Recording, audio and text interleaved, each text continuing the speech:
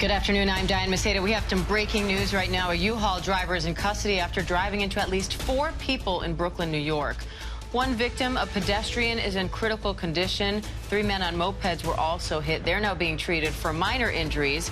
Let's bring in ABC News senior investigative reporter Aaron Katersky and former NYPD chief of detectives Robert Boyce for more on this. Aaron, what do we know so far about what happened? So this all began in Bay Ridge, Brooklyn. It appears the U-Haul driver was trying to avoid being pulled over by police for reckless driving. And when he was avoiding that, he either jumped a curb or otherwise drove erratically into this pedestrian and to these people on mopeds. There are a couple of different locations in Bay Ridge, Brooklyn, where these people were struck. As you say, Diane, 1 person in critical condition, 3 being treated for minor injuries. The driver then led police on a brief chase into another part of Brooklyn before he was finally stopped in Red Hook. That's where police stopped the U-Haul, took the driver into custody.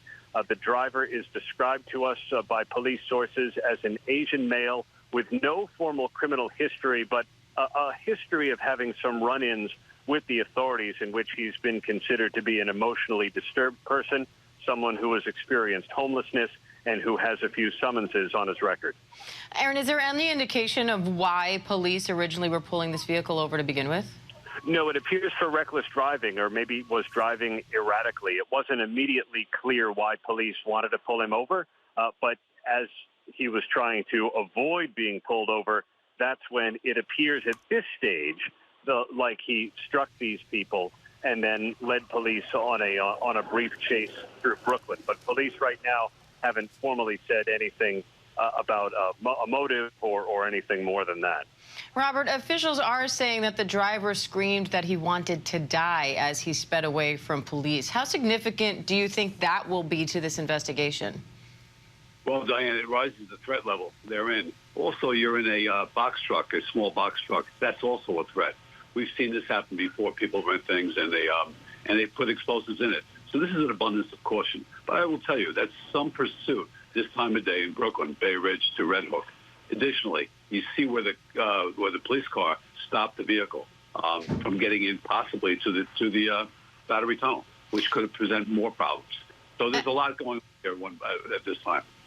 And Robert, you touched on the possibility of there being, explosives sometimes when people are using trucks like this. Officers in this case are now calling for the bomb squad to check out this truck. Is that standard protocol, or does that indicate a specific suspicion in this case? I think it raises the threat level, which creates the suspicion that there might be explosives in there. We've seen in the past, say, Saipov in 2017 killed 8 people in a rented truck. Oklahoma City, of course, and you had Times Square bombing as well. Was in a vehicle we couldn't see in. So that truck bed, that's important, and bomb techs will be going over this for quite some time to make sure that it's okay. Apparently, this man was bent on self-destruction, so it certainly does raise the threat level. Aaron, what's the latest on the victims? What do we know right now? 1 pedestrian is being treated for injuries that are described to us as critical. He was clinging to life as he was taken away from the scene and brought to Lutheran Hospital in Brooklyn. There were 3 people on mopeds or motorbikes that were struck. Their injuries are described as minor, and either they were being treated on scene or may have by now been taken to the hospital, but their injuries were not believed to be life-threatening.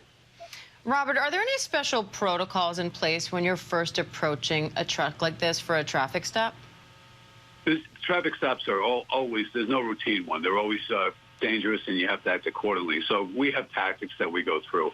But this individual is already hitting cars. So the officers approaching this already knew there was a problem and there's a threat therein. So the fact that they acted like this and put it over and got all these resources together was really a nice job. Unfortunately, he struck these people, and he was stopped before he hit anybody else after a long pursuit. Aaron, how did police finally get this driver to stop?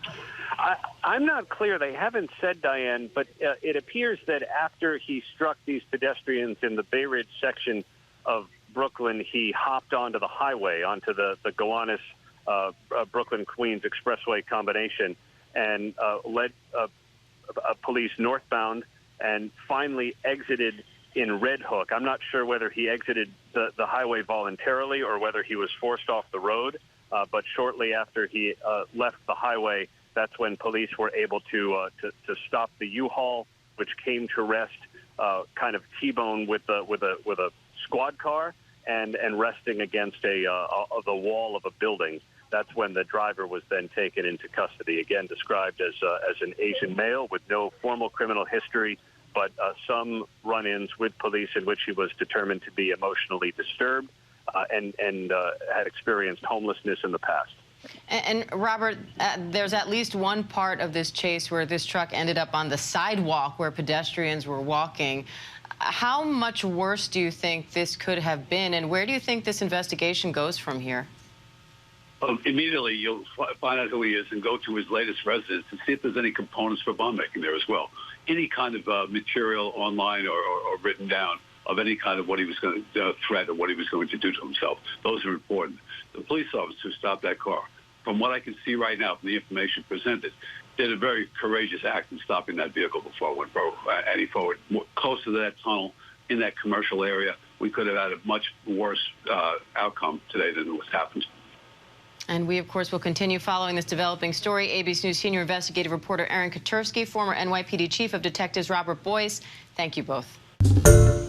Hi, everyone. George Stephanopoulos here. Thanks for checking out the ABC News YouTube channel. If you'd like to get more videos, show highlights, and watch live event coverage, click on the right over here to subscribe to our channel. And don't forget to download the ABC News app for breaking news alerts. Thanks for watching.